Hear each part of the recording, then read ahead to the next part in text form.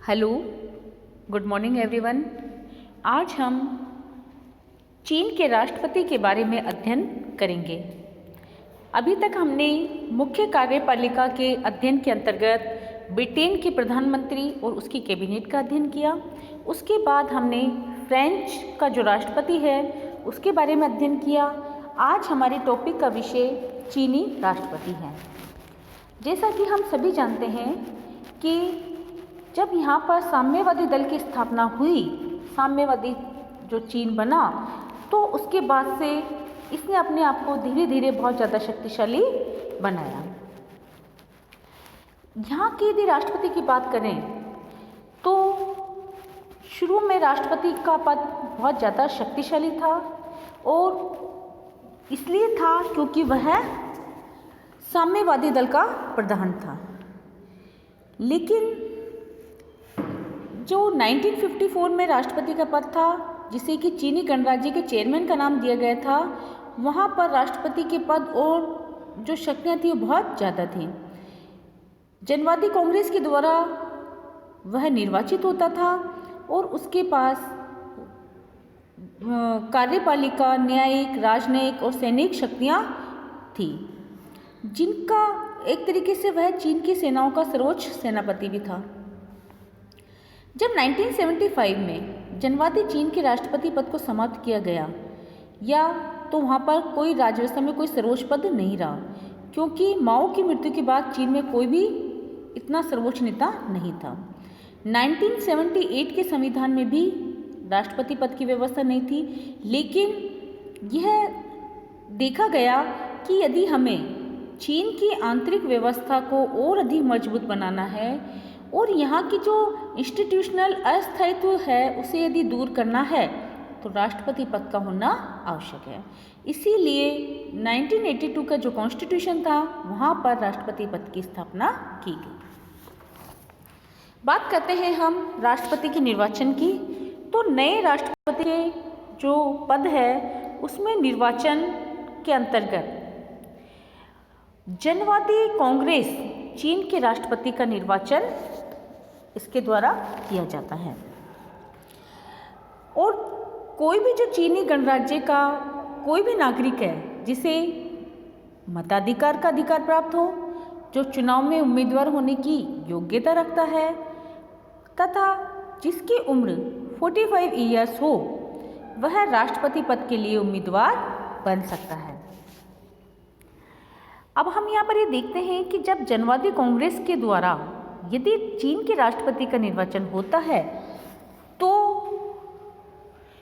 किसका प्रभाव राष्ट्रपति पर होगा? जनवादी कांग्रेस का।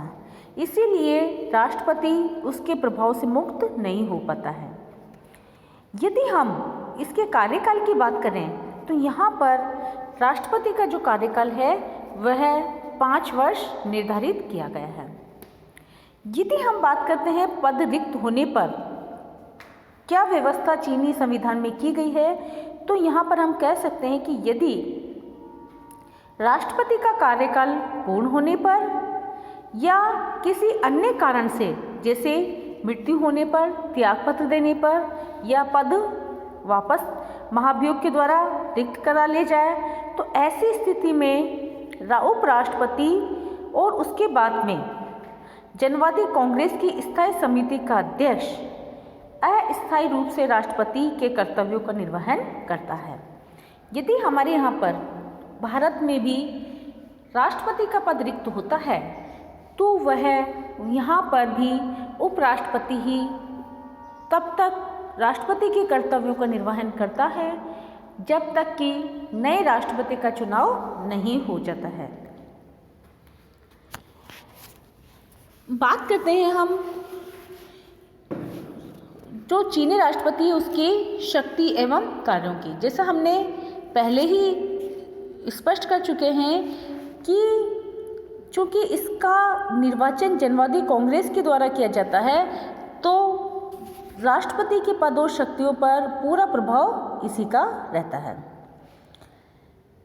इसके जो कारण हैं, पहला है कि राष्ट्रपति राष्ट्रीय जनवादी कांग्रेस और उसकी स्थायी समिति के आदेशानुसार विधियों और अध्यादेशों को प्रभावी करता है। यानी कि जो भी विधियाँ, जो भी अध्यादेश जनवादी कांग्रेस के द्वारा बनाए जाते हैं वह उनको लागू करता है, इम्प्लाइड करता है।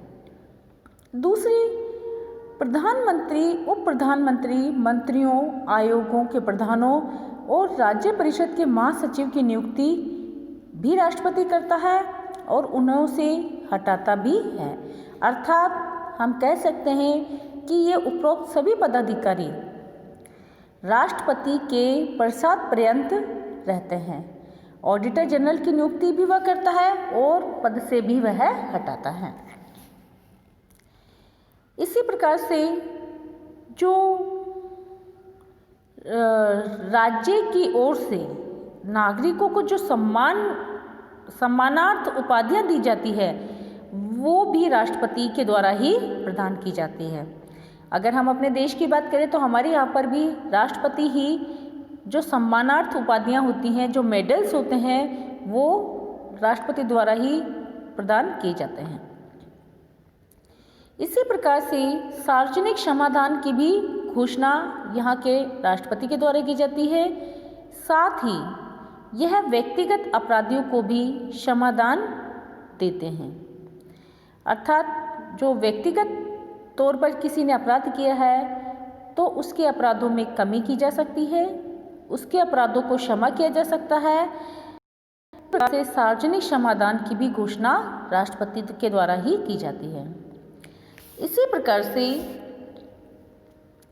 आपातकाल की स्थिति की घोषणा करने का दायित्व भी राष्ट्रपति का है और अपने देश की रक्षा के लिए तैयार होने का आदेश भी वो जारी कर सकता है। इन कार्यों के अलावा राष्ट्रपति जनवादी कांग्रेस के प्रतिनिधि के रूप में कुछ अन्य कार्य भी करता है, जैसे चीनी गणराज्य के वैदेशिक संबंधों में राज्य का प्रतिनिधित्व राष्ट्रपति के द्वारा ही किया जाता है।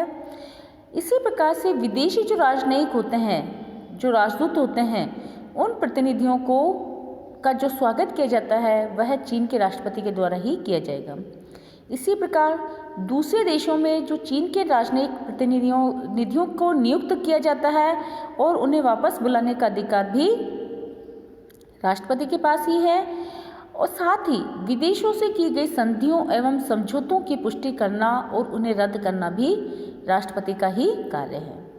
बात करते हैं हम, लेकिन जैसे हमने इतने कार्य देखे हैं राष्ट्रपति के, राष्ट्रपति उपयुक्त कार्यों को राष्ट्रीय जनवादी कांग्रेस एवं उसकी स्थायी समिति के आदेशों के अनुसार ही कर सकता है।